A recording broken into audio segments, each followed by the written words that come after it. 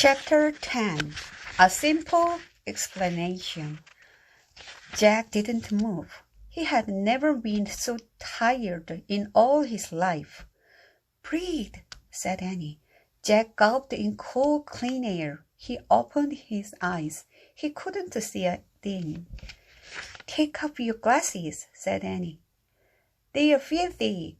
Jack took off his glasses. The first thing he saw was his backpack. The white tunics and lace-up sandals were gone. So were their pillow hats and the leather bag.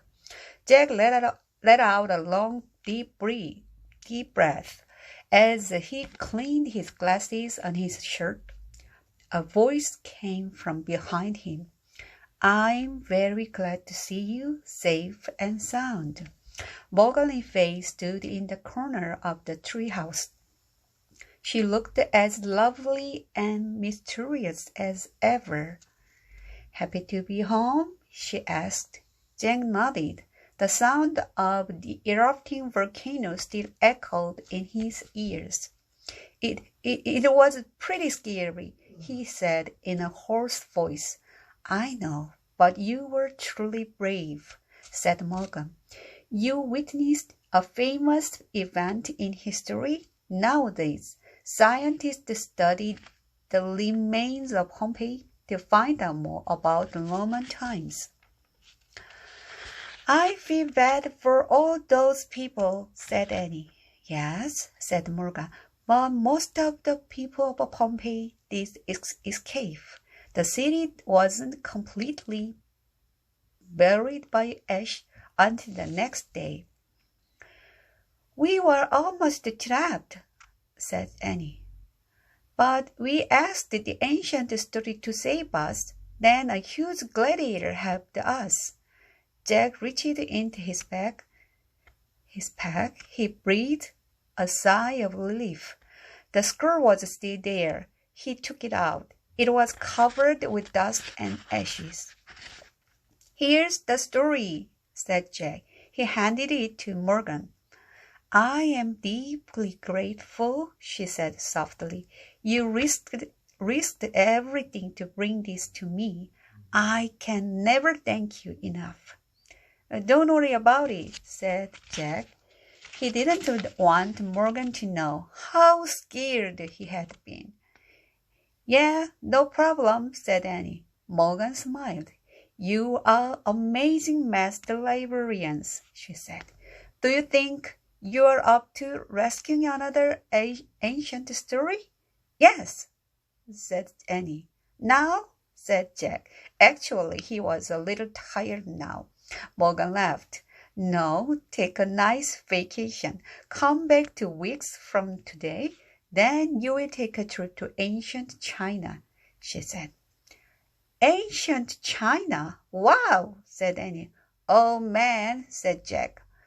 "Go home now and rest," said Morgan. She handed Jack his pack. "Thanks," he said. "Bye." "Bye," said Annie. Morgan gave them a little wave. Then Annie and Jack left the treehouse and headed down the rope ladder. When they reached the ground, Jack looked up. "Morgan," he called, "what is that story about? The one we just rescued?" "It's called The Strongest Man in the World," said Morgan. "It's a lost tale about Hercules." "Hercules?" said Jack. "Yes, he was one of the histories of the Greeks and the Romans." And Morgan, "He was a son of Jupiter." "Oh, wow, now I get it," said Annie. "I'm taking it back now to Camelot's library," said Morgan. "Everyone will be so excited to read it. Thanks to you." She waved to them. "Goodbye for now." As she waved, the wind began to whirl. The treehouse began to spin. In a blow of shadow and light, Morgan and the magic treehouse were gone. Jack and Annie started walking through the woods. Get it, said Annie. "Get what?" said Jack. "We were saved by Hercules," said Annie. "We asked the story to save us, and Hercules appeared." "Oh, that's not possible," said Jack. It was just some gladiator guy. The story of Hercules is a myth. That means he never really lived. They left the woods and started up their street. I know it's a myth, said Annie, but I have a simple explanation. What? Said Jack. Hercules is a myth to people in this time, said Annie. But in Roman times, lots of people believed he was real. So, since we were in Roman times, he was real to us. I don't know, said Jack. Did you ever hear the saying? Said Annie. When in Rome, do as the Romans do. Jack laughed. Yeah, he looked up at the sky. Thanks, Hercules, he said softly, whatever you are. Jack, Annie. Jack, Annie. Their dad called from their front porch. Time to go. Oh, brother, I forgot, said Jack. Yeah, I hope nothing exciting happens on our vacation, said Annie.